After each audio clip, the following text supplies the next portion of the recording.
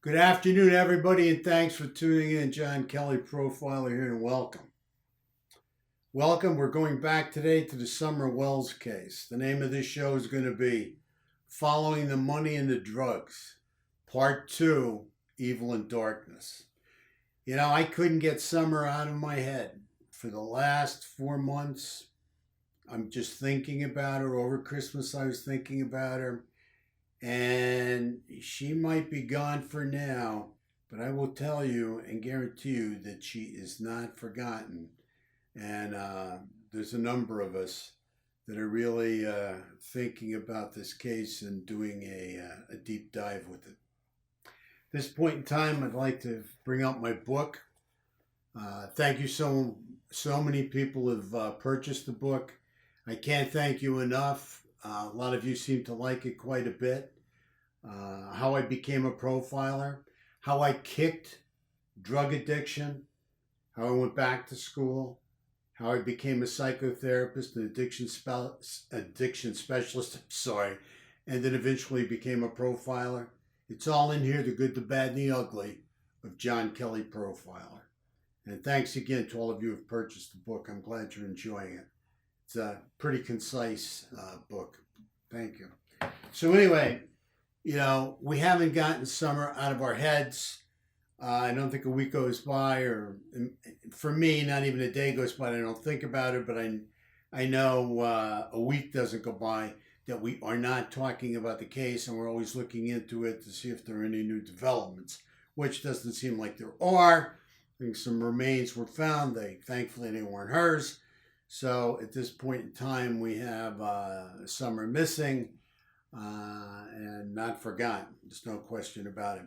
Also, I have to put a disclaimer out there that everybody is innocent until proven guilty in a court of law. So everybody is innocent until proven guilty in a court of law. There's no question about it. There's a lot of allegations circling around with this case. You're all aware of it, those of you that are into this case. It's amazing how many of you have so much concern and care and love for this little girl. I mean, it really is a very sad and upsetting case. And what we want to do is we want to bring Summer home. Okay, that's the goal here. Let's find Summer. So at that point in time, I'll be taking some questions. Hi, John. How you doing? I'm good, doing good today. Good. How about you? Doing pretty good. All right, so I'd like to go back to the day that Summer went missing. I want to ask, what do you think about the twisted tea and the vapes at the pond that day? You know, when I look at the twisted tea and the vapes, and these are allegations. I mean, you know, there's a young man saying that Candace bought him some twisted tea and some vapes, and Candace is saying absolutely not, I didn't.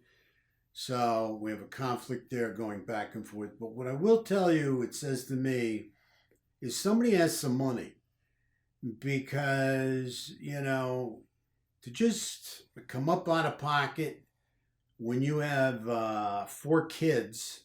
Don't forget, Summer has 3 brothers, right? So, you know, when you have 4 kids and, you know, you seem to just blow the money on vapes and twisted tea, it bugs me a little bit. It bugs me a little bit. And, you know, I think as we move forward with the various questions that you have today, I think we may, you'll understand why it bugs me. I mean, I just see money going out here. You know, I see money going out here. Okay. Kind of going off that then, what do you think about all the dogs surrounding Summer and in the house? Well, I think, first of all, I'm a big animal lover, and I love dogs, okay? I love cats, too. But, I mean, the bottom line is, I see all these dogs, I see them all hanging around there. Summer really loved her animals, there's no question about that. You could see that. The concern I have is it costs money to have a dog.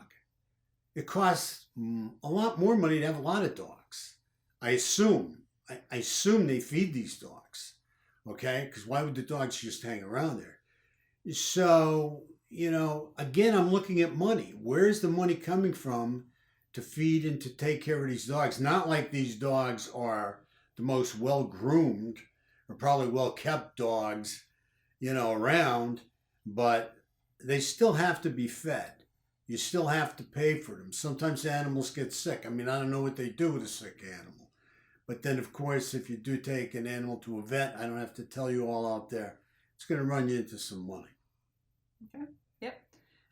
So now what about the kids' toys, their games, devices? See, the one thing that jumped out at me when we were looking at the video of their house, the area around their house, and inside their house, I mean, you got to understand that toys cost money. And I assume these toys were purchased for them by their parents. Maybe somebody else donated them, or I don't know. I don't know.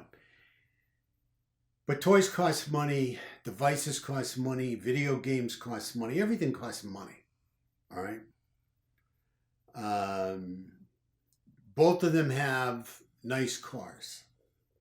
Okay? Both of them have nice cars. So, they cost money. Gas costs money. I mean, everything costs money. Right? So I say to myself, where's this money come from?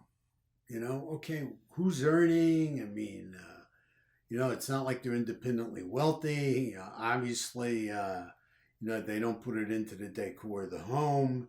But, it looks like those kids didn't want for any toys or any games. And, the kids had a computer and everything. I mean, they seemed content and happy. So, money was being spent there. Okay. And as I said, it seems like they have decent cars, nice cars. I mean, one's pretty new. It's where's the money? Where's the money rolling in from? Is what goes through my mind. So who was working in the house with 6 people? Well, see, this is the thing. I mean, we're looking at 6 people in the house, and we're not counting Grandma. Okay, I'm assuming Grandma is self-sufficient. She takes care of herself. She lives in the trailer on the property. But we're looking at 6 people. We're looking at the 4 kids. Before Summer disappeared, she was there, and she had a mouth, and she had to be fed. Okay, she had an appetite. And we're looking at 3 boys. So we got 4 kids. Then we got the mother, Candace. Okay. And then we have the father. So we have 6 people in that immediate family and Grandma next door. But I'm counting Grandma out, looking at her being more self-sufficient. Problem I have is who's working, which you just brought up. And Don's the only one working. Okay. And Don's into sheetrock. Okay. And I think he's a very hard worker. And I think he works as much overtime as he can get, or I'm led to believe that from what I've seen. Or, he does work overtime. Okay, let me just put it like that. Maybe not all he can get all the time, but he does work overtime. I mean, I don't know how much. I'm up in the air over that. But what I do know is down there in Tennessee with the sheetrocker, I think you're looking from 45 to 60 grand, or from 45 to 55,000, somewhere in that range. And I say to myself, okay, that's a decent dollar to make. That's a good buck to make if you're making a living. But now you've got to support 5 other people. You've got to support 4 kids and your wife, right? Granted, you own the land, you own the house, I assume, right? So maybe that's not of cost to you, but yet you're still able on that salary, to buy all these toys, to take care of all these dogs, to have these nice cars. Obviously, you guys go on day trips here and there. I mean, you can afford it. I mean, I just wonder about this money. Is there any extra income coming into the house from any other places? And that's why I think it's important that this all has to be looked at and the money has to be followed. Okay?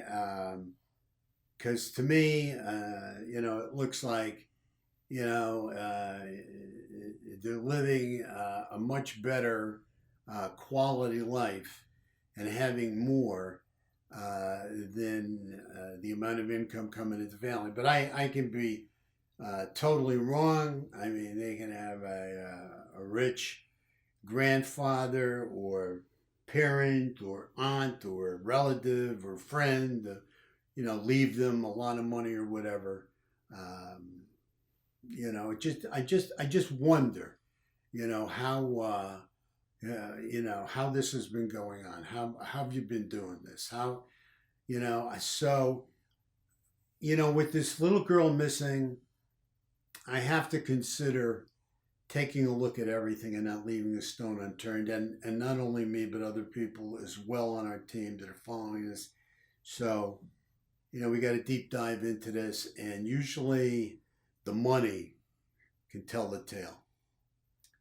All right. So we mentioned grandma. Can you explain how she plays into all of this and, her going to Wisconsin, I believe? Well, this is something else that bothers me. I mean, the day Summer went missing, Grandma was with them, and they were all together down at the pond. And then, they on their way home, and something that's again jumping out at me, and I keep thinking this over and over. They're on their way home, and then all of a sudden,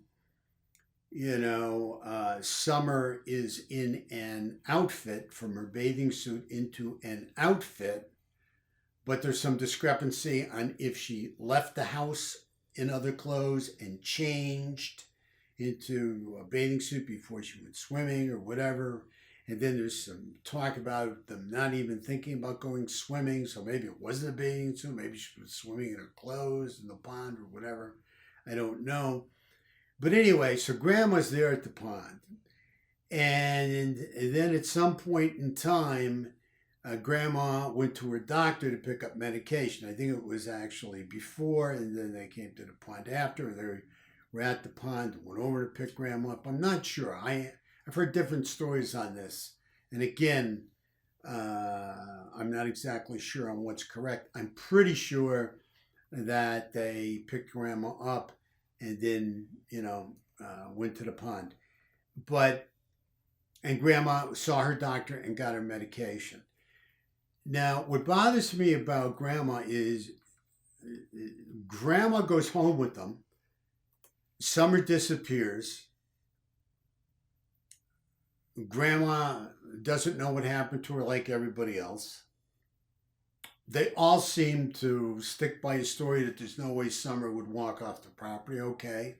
I mean, young kids do what you don't want them to do. I mean, don't do what you don't want them to do. I mean, come on. I mean, how do you know what a young kid's going to do, especially a child like Summer that, loves to run around and loves animals and everything. So I don't know if she walked off the property, didn't walk off the property. But anyway, that day she disappears. So Summer's gone. Grandma, hangs around from June till July. Sometime in July, she leaves. Now, this is what's bothering me. She leaves to go and live with her sister, who supposedly needs her help because her sister's husband is in the hospital. So, if that's the truth, then the sister's husband is in the home being taken care of by the sister, but he's in the hospital. Maybe they had to prepare for him when he comes home or whatever. I don't know. This is all up in the air stuff. But anyway, what bothers me the most is that Grandma leaves and leaves in July. Now, Grandma is leaving with her granddaughter missing and nobody knowing what happened to her. And their whole complete theory is that she was abducted by strangers. So Grandma is going to leave and not stay there as support for her daughter, Candace. Okay, because Summer's mom is Candace, which is grandma's daughter. Okay? Now, this bugs me because it even gets a little deeper.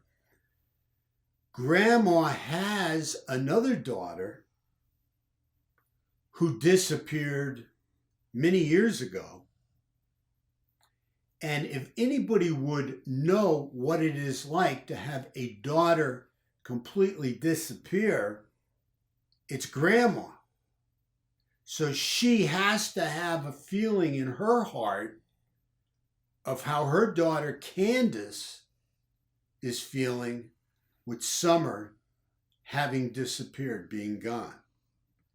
But grandma's not staying there, okay? And maybe that's just the way they do it and they have it worked out and everything. She's not staying there to look for her grandchild. And she's not staying there to support her daughter. And if anybody, again, knows what it is to have a daughter disappear, it's her, because she had one. One of her daughters, Candace's sister, did disappear. She's just up and leaving and heading for Wisconsin. So again, all this has to be looked through. No crimes. She's done nothing wrong. It's not a crime. It's just a little irregular, if you will. And I think it's interesting, and I also think law enforcement thinks it's also interesting too. But go ahead. Okay. Final question here. Do you see addiction fitting into this family system? Well, see, this is the thing here, and why I've talked about, following the money, and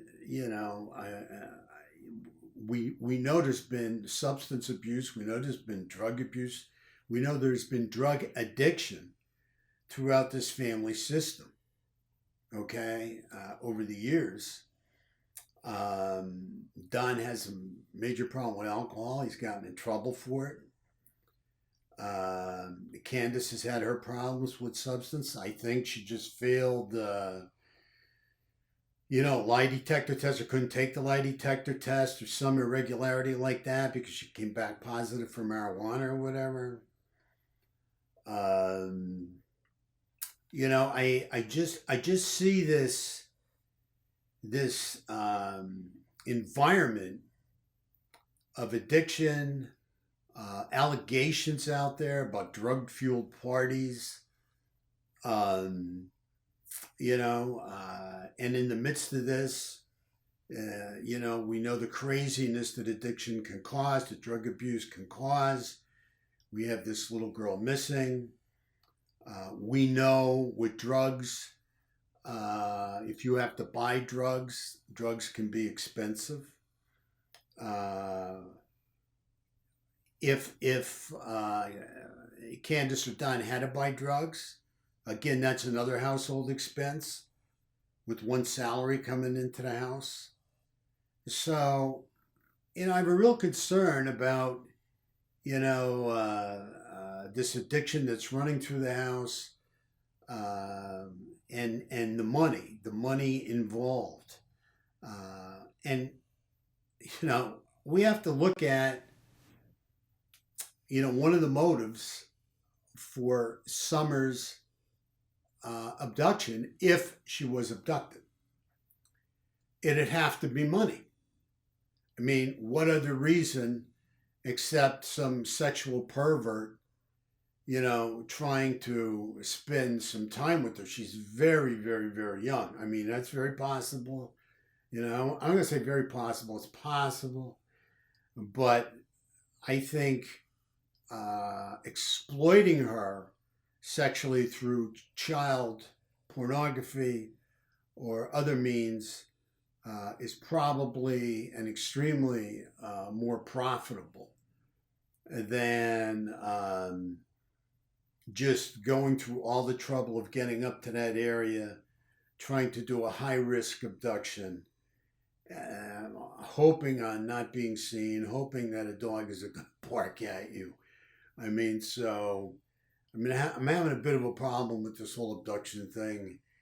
But again, following the money. What's it about? where is this money coming from that is able to uh, buy people all these different things, including drugs, and with only one person in the family.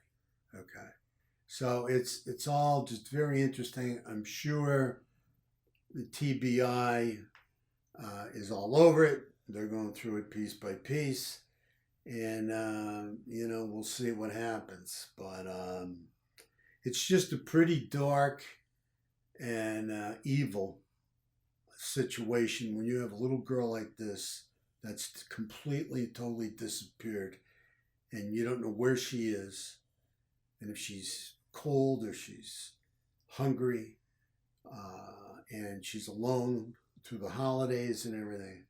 I mean, this is some pretty rough stuff, and I got a feeling sooner or later we're gonna see something here because I know there's movement here, and